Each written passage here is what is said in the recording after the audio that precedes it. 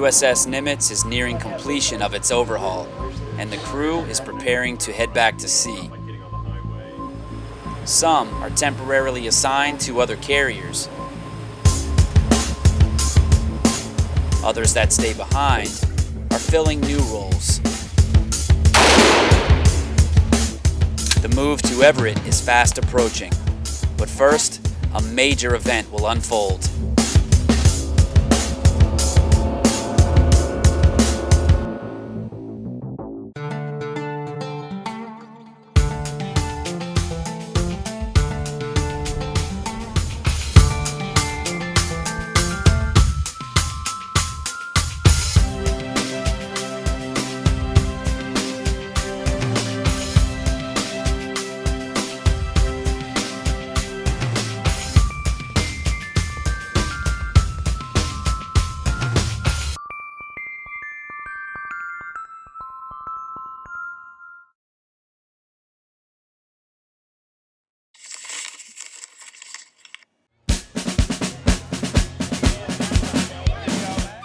Near Naval Station Everett, the quiet community of Carroll's Creek Landing is about to have company.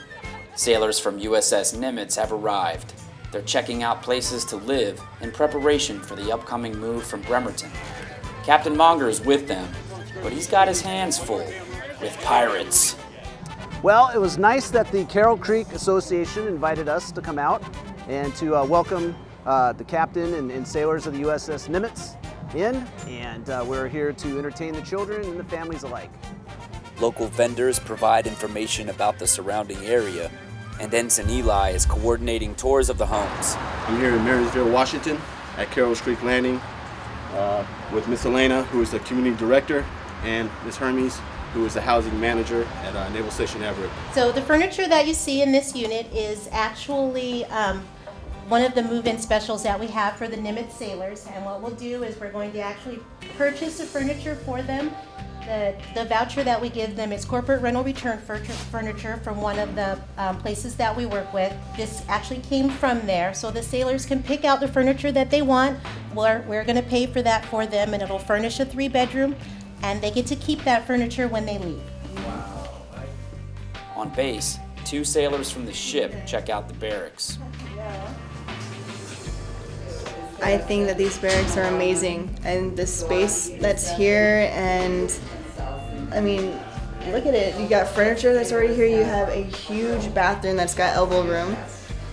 Huge kitchen, huge living room. You have a desk, closet, bathroom. It's really nice. I wouldn't mind living here. Thousands of miles away, USS George H.W. Bush is deployed. Airman Osborne was recently sent here from USS Nimitz as TAD, or Temporary Assigned Duty.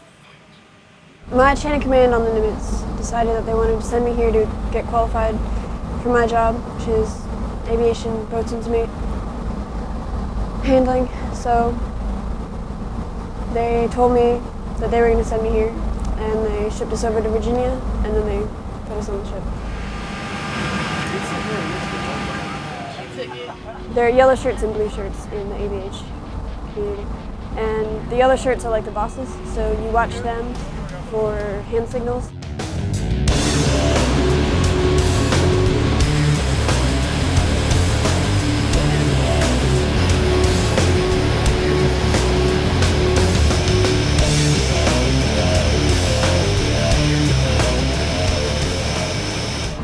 I didn't know anything because I'm undesignated, and so I didn't go to ABHA school.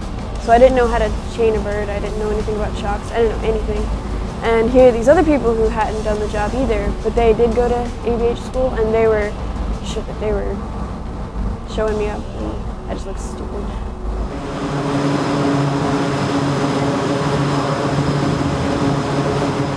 The one thing they always tell you in A school, even if you're just on des, is you can never get complacent, because the moment you get complacent, something happens and you get hurt, someone else gets hurt, or even die. So I think it's pretty cool because you get to be in close contact with the planes. You get to be outside. I don't know a lot of rates that get to be outside much on a carrier because we're always doing flight ops. So you get fresh air. That's good.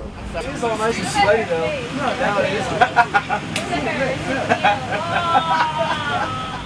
When I get off work and I come back to my berthing, I'm still surrounded by people, and they're not courteous at all, and they're loud. And I could go to sleep at 10, but they'll be up till whenever they feel like going to sleep, and you'll hear all their conversations, and they'll just be obnoxious. And you never get away from people on the ship, no matter where you go. On board USS Ronald Reagan, 3 Nimitz sailors are navigating their way through their TAD deployment. I'm an aviation bosun mate. Basically, while on board the Reagan, I'm the hangar deck supervisor, responsible for directing aircraft in all 3 hangar bays, making sure they're parked correctly, no accidents happen. I ended up on the Reagan because, first of all, I volunteered to come on a deployment. The Nimitz went to the yards in Bremerton, and I'm not a big fan of the cold, so I spoke to the Master Chief, ran through my chain of command, and I wanted to be the LPO of the deck that came on out here. Every deployment we send, personnel need to get calls and things like that. I want to be the guy to take care of those people, so I volunteered to come on out and join the Reagan on their deployment. Been able to contact my family, well, via email. It's been great on here. But using Skype while in port for the main part.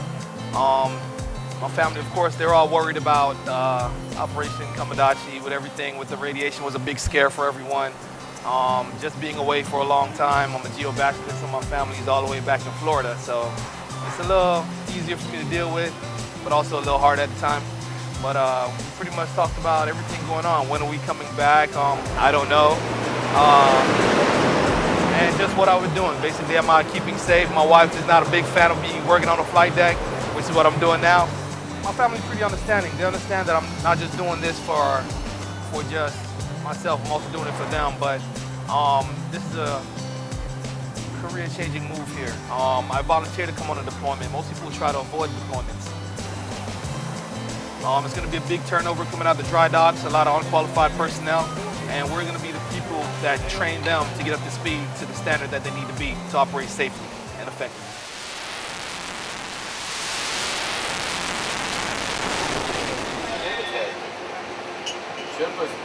Say something. Nimitz was going into dry dock, so the opportunity presented itself to go ahead and get training on another ship. Basically volunteered to get out here and do as much as I can. Came out here to train departure, qualified that within the first month, and then was asked if we wanted to go home. We decided to stay for the full deployment. For me, when I came over to the Reagan, it's like coming to a new family. You don't have a spot yet. You got to try to make the relationships work. Some people are threatened by new people, some people aren't, and you just get in there, and over time you develop the camaraderie and understanding of each other. In return, obviously we'll be taking probably some of the Reagan sailors with us when we go out, and we'll probably take some of the Lincoln sailors with us and train them. So it's kind of a give and take relationship from both ships. So.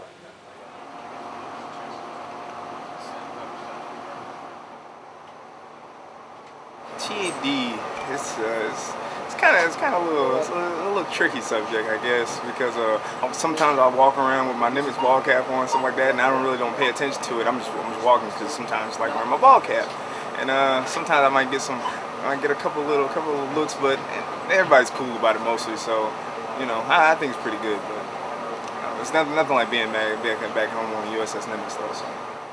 In an unfamiliar environment, family support is key. I talk to them probably about once a week. I talk to them about it. They ask me how I'm doing on deployment or whatever, and I give them, I'll be like, oh my God, I can't wait to get off here. But in all actuality, it's a good experience, and it builds me as a person.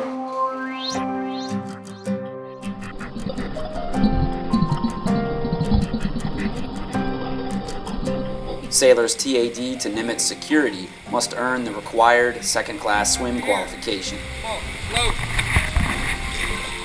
McCurry's got the flu though, and things aren't going well.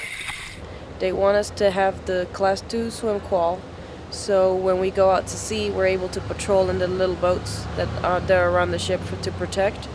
I mean, just in case something happens, you're able to, better prepare to swim. I'm gonna give you a couple pointers. When you're swimming, big thing is relax. Just relax in the water, all right?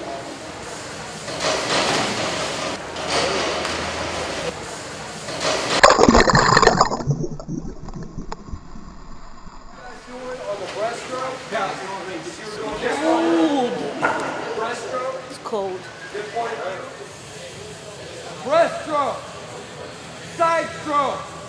Back stroke. You can push off the wall, no resting.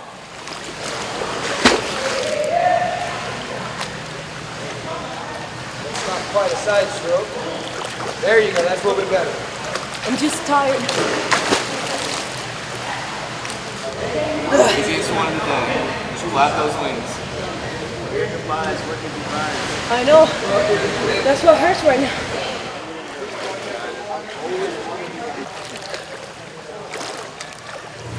Have a cold and a flu and go swimming. Tired. You should try it sometime. The breaststroke, I think it's called. It was really hard because the coordination, I've never done that one before. I've never even attempted it.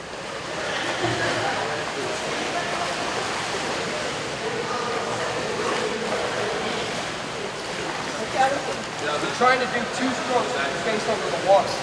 All right? This is what I want you to do. Every time you do this, go. Take a breath.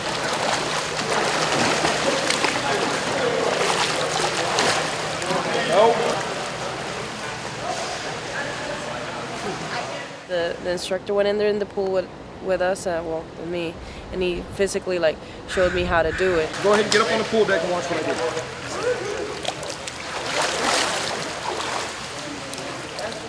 Notice when I'm doing the breaststroke, every time I pull my arms this way, I'm lifting my head and taking a breath.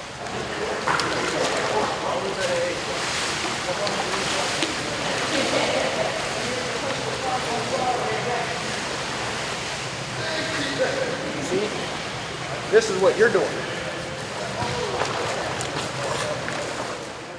Next two. McCurry must pass to remain in security.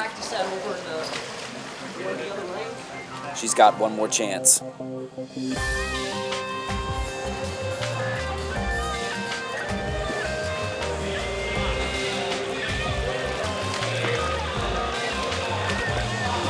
you go, perfect. Just like that. Relax.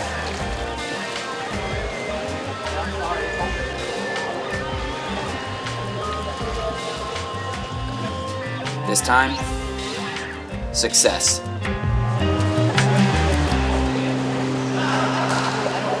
I'm more tired than running 1.5 miles. All right. All I know is dry dock, so I am a little scared, but it's still exciting. It's still gonna be pretty cool to go out to sea. I know some people are gonna say, oh, you're gonna get tired of seeing water. I'm like, you know what, that comes with the territory. At the bridge simulator on Naval Station Everett, the crew works on skills impossible to practice in dry dock. I am Chief Warrant Officer 3, Don Click. I'm the ship's testing officer in combat systems, commonly called the STOW. And today, that's my real job. Today, I'm officer of the deck. In this particular case, what we're doing is we're practicing coming out of Bremerton Port. And there's a passage called Rich Passage, which is a really tight turn. And if you're standing on the flight deck, you see land on your starboard side and land on your port side, and you can't see the water.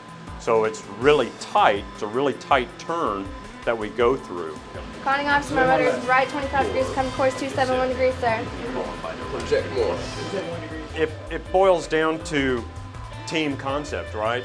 Up on the bridge, everybody plays a part, from the officer of the deck to the junior officer of the deck, who's actually conning the ship, telling the helmsman which way to go, to the helmsman who's executing those orders and turning the rudder. We have some very talented helmsmen, but it all boils down to the orders that they're given. I have a JOW, J-O-O-W, Junior Officer of the Watch, who's looking at a radar picture and helping me develop that radar picture in my mind with what I'm seeing visually, to a guy who's on the radio who's talking to other ships, letting them know what we're doing so that we can make a safe passage with those guys, to the quartermasters who are plotting the position of the ship and letting me know where I am in relationship to land and safe water. Come right, steer course 347 degrees. Come right, steer course 347. He's doing 13 knots. But as far as any other environment, I'd rather run aground in here than on the ship, you know. And so here you run aground, it's just like Xbox, reset, move our position back, let's try that again and try something else. So we do keep that in mind that, hey, it's not real life, that the ship doesn't heal, you don't feel the ship healing, you don't feel the shudder of the screws as they bite the water, but it's still fairly real. You definitely weren't going to overshoot it. That was the thing, is that you were 60 degrees from where the course was rudder midships, and look at what it did to us. It threw us, you know, I don't know, what is that? That's probably 560 yards right of track. Next time, let's try and keep the turns a little bit tighter. You know what I mean? I'm very excited about getting underway. I was excited getting underway back in February. I'd have rather been underway in February. I'm tired of the yards. I was tired of the yards in February. Back on the real ship, Osborne's returned after a successful deployment, and she's earned an important qualification. It feels really good to be back, because when you're out to sea, all you focus on is the mission and the tasks you need to get completed and the qualifications you need to get, and it's just all about work all the time. And when you're in port, you can relax, and it's like having a 9-to-5 job. You can go in the morning, take care of what you need to take care of, and then at the end of the day you can go home and see your family and your friends and just relax, eat what you want, do what you want. It's the air warfare pin, and it just means that I know a lot more about being on the flight deck and flight ops and my job and even other people's job within the aviation sphere. Having it has gotten me a lot more respect since I got back, because one, I'm just an airman, and usually, you know, it takes people longer to get it or they procrastinate in getting it, and people walk up to me and say, "Oh wow, you're pretty new and you already have your air warfare. That's really good." But the deployment took a toll on her relationship with her mother. She worried like any mom, and she always told me to be careful, because obviously when you think of your kid on the flight deck, anyone would freak out. But as time progressed, she got used to the idea, and it's just like me having any other job. It was kind of sad because I think we kind of got a little bit disconnected, because my work hours were pretty crazy in the beginning, and I really didn't, like, we emailed, but it's not the same as being able to talk to somebody and see them. So we both kind of just went on with our lives as they were and just had each other on the back burner a little bit. I still feel like I'm young, and then I look at new people coming in who are younger than me, and I'm just like, gosh, I didn't realize how much I've experienced and how much I've changed, and then I look at newbies, and it's crazy. I've definitely like gotten thicker skinned, and I was ridiculous before this. I wouldn't like calling people on the phone to make like appointments, and now I'm just like, oh yeah, I can totally do this. This is cool. My people skills are better, and I'm definitely not as shy. It's better. The next step for McCurry is gun qualification. I used to be a deputy sheriff for the city of Norfolk, Virginia. I worked in corrections. How do I say it nicely? It was just tough. You had to be on your P's and Q's all the time, because you can get killed or fired anytime for the most ridiculous stuff. Because the inmate's job is basically to get you fired. All right, safety. Safety is paramount. While on this range, safety is everyone's responsibility. Do you guys understand that? Yes. While in the firing lane, if you have any question, raise your non-firing hand. Understand? So every time you stop firing, engage your safety on all weapons. Understand? Yes. All right. You want to have this hole sitting just on top of this target, okay, the front post, and you're trying to aim for the black spot, dead center. Shooters, stand by. Fire!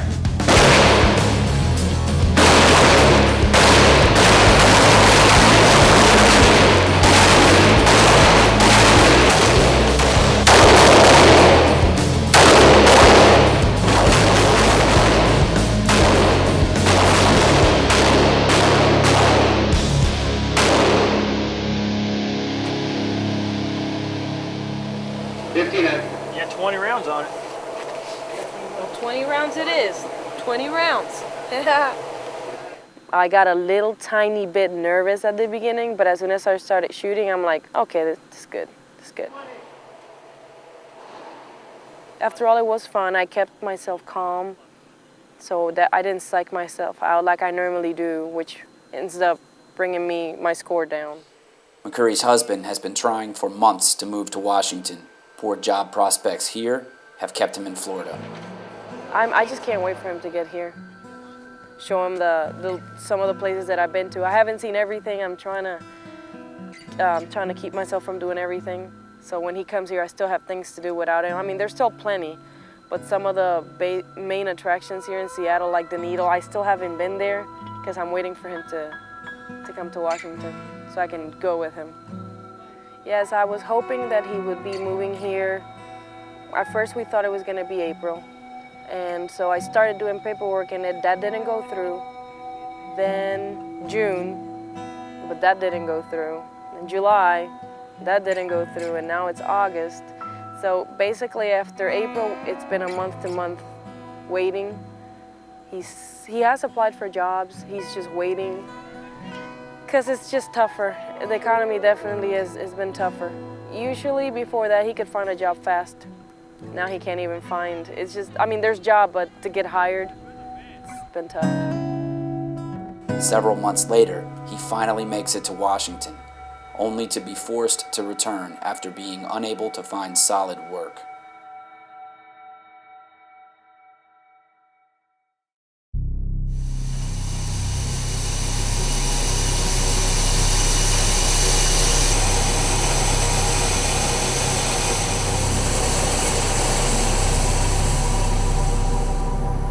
The big days finally arrived. All eyes are turned down into the massive dry dock. One last major test remains. Captain Monger's got the front row seat for what's about to happen.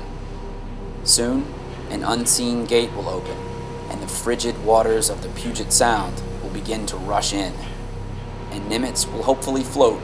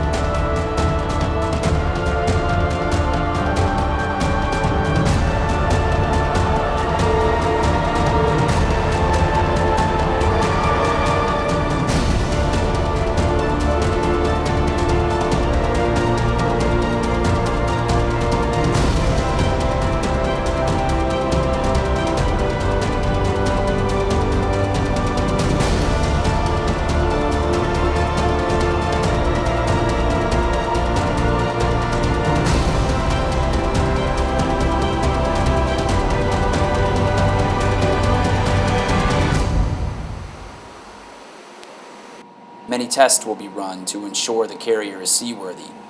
The most important is making sure there's no leaks. It will take all day to flood the dry dock, but Captain Monger and the rest of the crew surely have their sights set on what will come next, the horizon and the open sea.